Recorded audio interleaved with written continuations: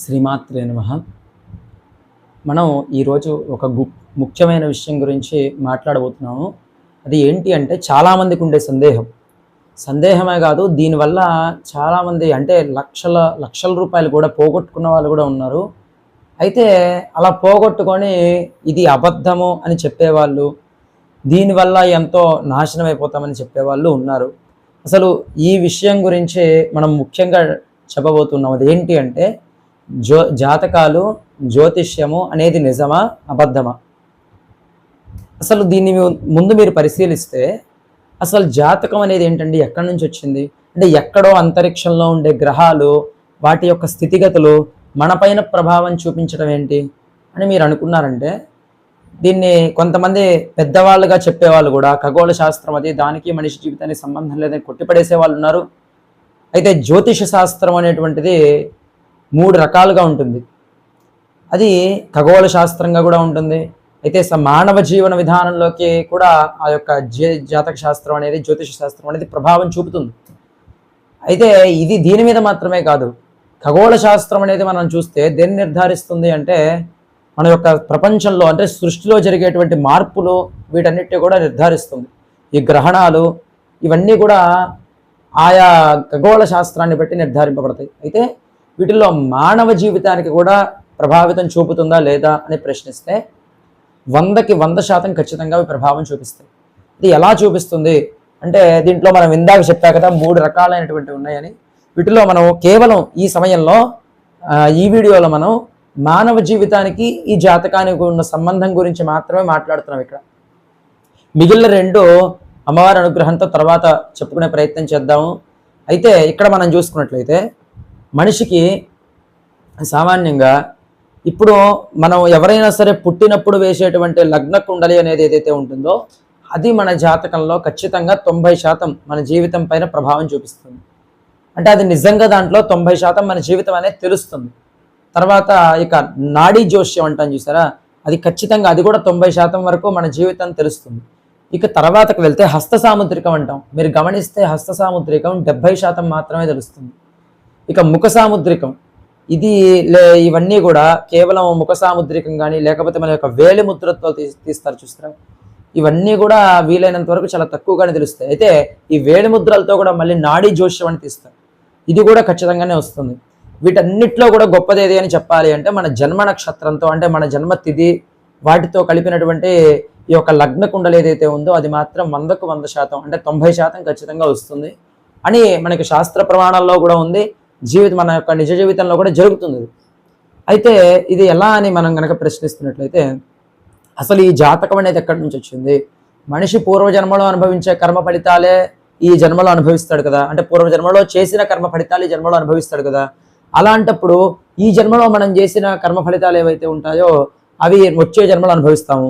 ఇవన్నీ కూడా చెప్తూ ఉంటారు కదా, మరి భగవద్గీత లేదా పురాణ ఇతిహాసాల్లో కూడా ఇదే ఉంది కదా.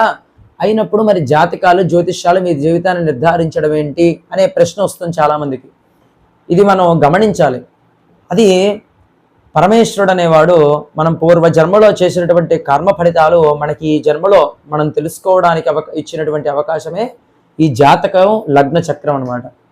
అది ఎలా అండి అంటే, ఇప్పుడు మీరు గమనిస్తే లగ్న చక్రంలో 12 గదులు ఉంటాయి, అంటే 12 ఉంటాయి అన్నమాట చక్ర లగ్నాలు. అంటే ఏంటి, మన యొక్క రాశులు ఎలానో మేషరాశి, వృషభ రాశి, మిథున రాశి, కర్కాటక రాశి, సింహరాశి, కన్యాతుల ఇలా ఉంటాయో అలానే మేషలగ్నం, వృషభ లగ్నం, మిథున లగ్నం, కర్కాటక లగ్నం, సింహలగ్నం, కన్యా లగ్నం ఇలా ఉంటాయి అన్నమాట. ఏ లగ్నంలో అయితే ఇప్పుడు ఒక వ్యక్తి జన్మించేటువంటి సమయానికి ఒక లగ్నము, ఆ లగ్న చక్రంలో ఈ మనం చెప్పుకున్నటువంటి నవగ్రహాలు ఎవరైతే ఉంటారో వాళ్ళు ఎప్పుడూ కూడా వాళ్ళ స్థానాలను బట్టి వాళ్ళు తిరుగుతూనే ఉంటారు. అంటే వాళ్ళు మన కోసం తిరగరు, లేదా వాళ్ళు మన కోసం ఆయా స్థానాల్లోకి మారరు. వాళ్ళ పని వాళ్ళు చేస్తూనే ఉంటారు. మనమే వాళ్ళు ఉన్నటువంటి స్థానాన్ని బట్టి మన జన్మ మనం పుట్టడం అనేది జరుగుతుంది. అంటే మనం పుట్టిన సమయంలో ఏ లగ్నం అయితే ఉందో ఆ లగ్నానికి ఆ యొక్క నవగ్రహాలన్నీ ఎలా ఉన్నాయో స్థానాలు, దాన్ని బట్టి మన జీవితం అనేది నిర్ధారింపబడుతుంది. ఎలా అంటే ఇప్పుడు ఉదాహరణకు ఒక వ్యక్తి కర్కాటక లగ్నంలోనో లేదా మిథున లగ్నంలోనో జన్మించినప్పుడు ఆ వ్యక్తికి ఉన్నటువంటి ఆ లగ్నంలో ఒక సూర్యుడు, లేదా లగ్నం నుంచి 5వ స్థానంలో కేతువు, 7వ స్థానంలో కుజుడు, లేదా 8వ స్థానంలో అట్లా ఉన్నాయి అనుకోండి. ఆయా స్థానాల్ని బట్టి అతనికి వచ్చేటువంటి ఫలితం అనేది నిర్ధారింపబడి ఉంటుంది. ఈ లగ్నంలో ఉన్న 12 స్థానాలు ఎలా ఉంటాయి అంటే ఒక మనిషికి జీవితంలో అంటే ఒకటి లాభస్థానము, వ్యయస్థానము, శత్రుస్థానము, ఈ గ్రహాల్లో కూడా మళ్ళీ స్వక్షేత్రము, శత్రుక్షేత్రము, మిత్రక్షేత్రము ఇలా ఉంటాయి అన్నమాట. అంటే ఉండాల్సినటువంటి వారి యొక్క సొంత క్షేత్రము, వేరే శత్రువు యొక్క క్షేత్రము, దానికి మిత్రువైన క్షేత్రం, ఇలా ఉన్నప్పుడు మనిషి ఉన్నటువంటి జీవితంలో ఆ కష్టాలను అనుభవిస్తూ ఉంటాడు.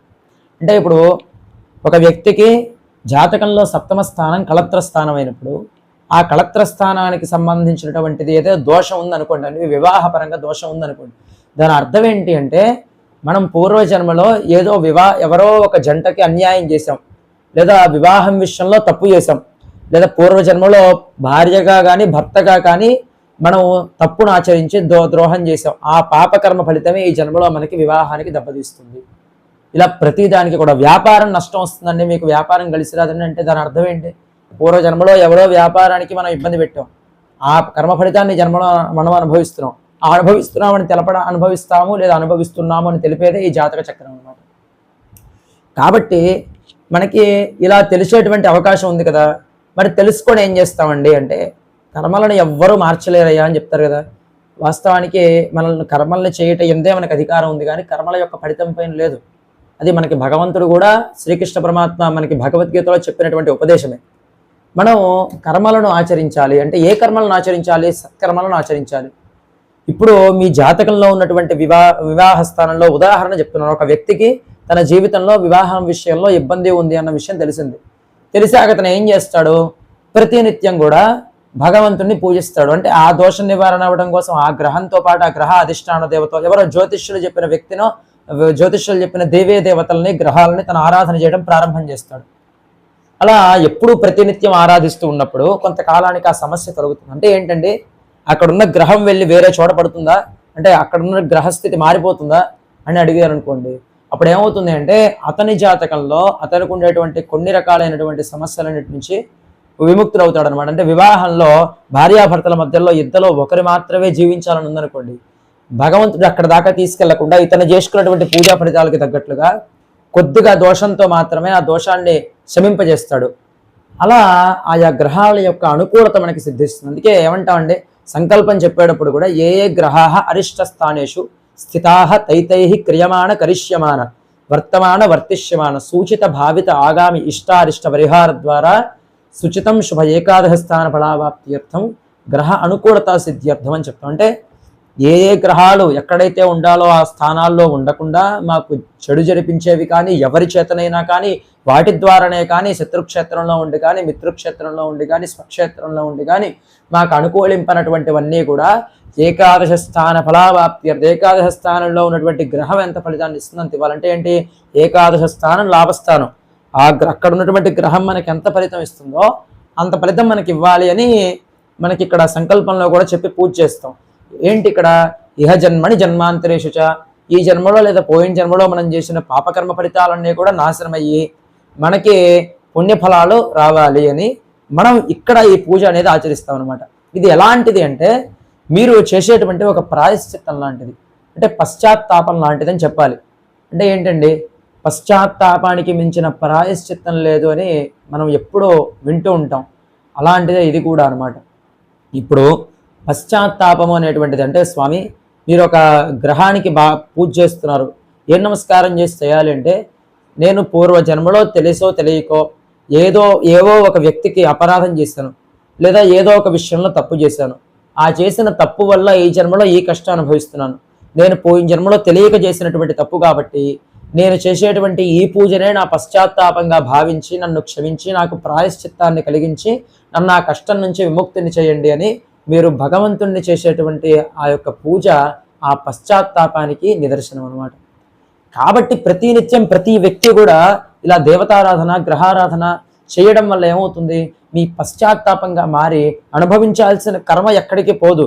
అయినప్పటికీ మీరు ఆ పశ్చాత్తాపంతోనే మీరు చేసేటువంటి ఆ పూజతోనే సగం కష్టాన్ని మీరు సగం అనుభవించాల్సిన కష్టం అంతా కూడా పూజలో అనుభవిస్తారు, లేదా మానసికంగా అనుభవిస్తారు. మిగిలినటువంటిది ఏదైతే ఆ కొద్దిగా కర్మ ఏదైతే ఉంటుందో అది మాత్రం అనుభవిస్తారనమాట మీ జీవితంలో. అనుభవించే సమయంలో కూడా భగవంతుడి యొక్క తోడు ఎప్పుడూ మీకు ఉంటుంది. కాబట్టి మనం ఇక్కడ చేసేటువంటి ఆ యొక్క జాతక చక్రం, ఆ లగ్నం ఎలాంటిదండి అంటే మీరు పూర్వజన్మలో చేసుకున్నటువంటి కర్మ ఫలితాలన్నిటికీ కూడా ఈ లగ్న చక్రం ఏదైతే ఉందో ఇది మాత్రమే మీకు కనిపించేటువంటి చిహ్నం.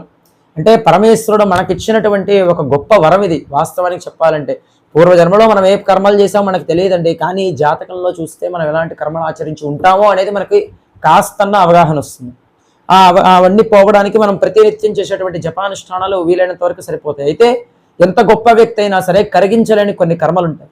అంటే చూడండి, ఉదాహరణకు పూర్వజన్మలో మీరు అంటే తల్లిని ఇబ్బంది పెట్టున్నా, లేదా పిల్లల్ని ఇబ్బంది పెట్టున్నా, అంటే పంచమహాపాతకాలు అంటాం కదా, గోహత్య, శిశుహత్య, మద్యపానం, ఇలాంటివి ఏవైతే ఉంటాయో వాస్తవానికి మద్యపానం కూడా పంచమహాపాతకాల్లో ఒకటనే శాస్త్రంలో చెప్పారు. ఇలాంటి తప్పులు ఏవైతే ఉంటాయో అవి మీరు ఖచ్చితంగా అనుభవించి తీరాల్సిందే. ఇక దానికి ప్రాయశ్చిత్తం లేని ఏవైతే ఉంటాయో ఖచ్చితంగా అనుభవించాలి. ఇవి తప్ప మిగిలిన కర్మలన్నీ కూడా మీరు ఇలా తొలగించుకోవచ్చు. అయితే ఇంకొంతమంది అడిగేటువంటి కొన్ని ప్రశ్నలు ఉంటాయి. ఏంటండి అంటే, మేము ఈ జన్మలో భగవంతుని ప్రతినిత్యం పూజిస్తున్నామండి, అంటే ఉదయం నుంచి సాయంత్రం వరకు మాకు అదే పని, ఇక భగవంతుని పూజించడం తప్ప మీకు ఇంకో పనే లేదు. అలానే మేము నవగ్రహాల చుట్టూ తిరుగుతున్నాము, తీర్థయాత్రలు చేస్తున్నాం, క్షేత్ర దర్శనం చేస్తున్నాం, ఇన్ని చేస్తున్నా మాకు ఈ ఫలితం ఎందుకు రావట్లేదంటే మీరు చేయాల్సినటువంటి నియమనిష్టలతో ఆ పూజల్ని చేయట్లేదు. అంటే నియమనిష్టలు అంటే మనిషికి ఏం గుర్తొస్తాయండి వెంటనే అంటే, స్నానం చేసాము, ఉదయాన్నే 4 లేచాము, సంధ్యావందనం చేసుకుని లేదా పూజలు చేసుకున్నాము, స్నానం చేసి శుచిగా ఉండి ఉపవాసం ఉన్నామండి, అసలు ఉదయం నుంచి సాయంత్రం వరకు మంచినీళ్ళు కూడా ముట్టుకోకుండా చేసామండి పూజ అంటారు. మీరు ఇవన్నీ చేసినప్పటికీ కూడా పూజకు కావాల్సినటువంటివి మొత్తం 5 రకాలైనటువంటి నిష్ఠ, అంటే 5 రకాలైనటువంటి గుణాలు కలిగి ఉండాలి. వీటిలో ముఖ్యంగా మీకు సత్యము, అహింస ఉండాలి. అందుకే అహింస ప్రథమం పుష్పం అంటారు. మీకు ఈ సమయంలో మీరు ఈ పూజ చేసిన రోజే కాదు, కొంతమందిని చూడండి 41 రోజుల పాటు కఠినంగా అయ్యప్ప స్వామి వారి దీక్షలు చేసేస్తారు. దీక్ష అయిపోయి ఎప్పుడైతే ఇంటికి వస్తాడో, దీక్ష వెంటనే ఇంటికి రాగానే మద్యపానం చేయాలి. దీక్షలో ఉన్నప్పుడే ఉంటుంది ఆ మనిషికి, ఏమని ఎప్పుడు నా దీక్ష అయిపోతుందా, ఎప్పుడు ఇంటికి వచ్చి మద్యపానం చేద్దామా, మాంసం తిందామా, ఇవే ఆలోచనలు ఉంటాయి. ఇలాంటివన్నీ మనిషికి ఉన్నప్పుడు మీరు అంటే ఇలాంటివే కాదు, సత్యము అంటే మీరు ఇంట్లో ఎంతో బాగా పూజ చేసి మీరు వెళ్ళాల్సిన వ్యాపారానికో ఉద్యోగానికో వెళ్ళి అక్కడేదో చేయకూడని ఒక తప్పు చేస్తారు. ఆ తప్పుల వల్ల మీకు ఈ చేసినటువంటి పూజా ఫలితం అంతా కూడా వ్యర్థమైపోతుంది. అంటే అప్పుడు మీరు అంటారు, అదేంటండి ఇందాకే కదండి పూర్వజన్మలో చేసిన పాపకర్మ ఫలితాలను ఈ జన్మలో అనుభవిస్తున్నామని చెప్పారు, మరి ఇప్పుడు ఈ జన్మలో మేము పుణ్యాలు చేస్తూ ఈ జన్మలో పాపం చేసినా ఈ పుణ్యం మాకు వచ్చి ఈ పాపం వచ్చే జన్మలో కదా రావాల్సిందే అని మీరు ప్రశ్నించారనుకోండి, దానికి అర్థం ఏంటంటే మీరు ఇక్కడ చేసేటువంటి పుణ్యము ఇక్కడే ఉంటుంది, ఇక్కడ చేసే పాపం అనేది వచ్చే జన్మలోకి సంక్రమిస్తుంది. ఇది వాస్తవమే. అయినప్పటికీ మీరు ఇక్కడ పాపం చేస్తూ ఇక్కడ మీరు చేసేటువంటి పుణ్యంతో కలిపి చేసే పాపం ఏదైతే ఉంటుందో ఆ పుణ్యం అంతా కూడా వ్యర్థమైపోతుంది. ఆ పాపం మిగిలి వచ్చే జన్మలో అనుభవించాల్సిందే. ఆ పుణ్యం అనేది లేదా మీరు చేసేటువంటి పుణ్యం కంటే కూడా ఒక చిన్న అబద్ధాలాట లేదా చిన్న తప్పులు చేయడం ఇలాంటివి చేస్తున్నారు అనుకోండి, ఆ సమయంలో ఏమవుతుంది, మీరు చేసేటువంటి పూజ అంతా కూడా ఆ పాపాన్ని ఇప్పుడు చేస్తున్న ఈ చిన్న పాపాన్ని కడుక్కోవడానికి పనికొస్తుంది తప్ప మీరు అనుభవించేటువంటి కష్టాలన్నిటి నుంచి దూరం అవ్వాలి అంటే పనికిరాదు.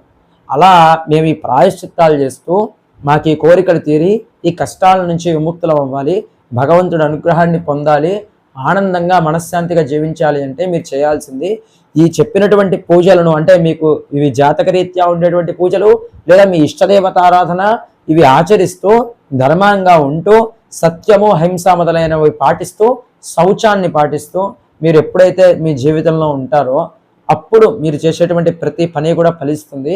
అప్పుడు ఈ జాతకం అనేది ఏదైతే ఉందో దానికి మీరు చేసినటువంటి ప్రతి ప్రాయశ్చిత్తం కూడా నిజమయ్యి దాని యొక్క అర్థం కూడా మీకు తెలుస్తుంది. జాతకం నిజమా అనేది అబద్ధమా అనేది ఎవరు చెప్పే పని లేకుండా మీ అంతటా మీకుగానే తెలుస్తుంది. శ్రీమాత్రే నమః.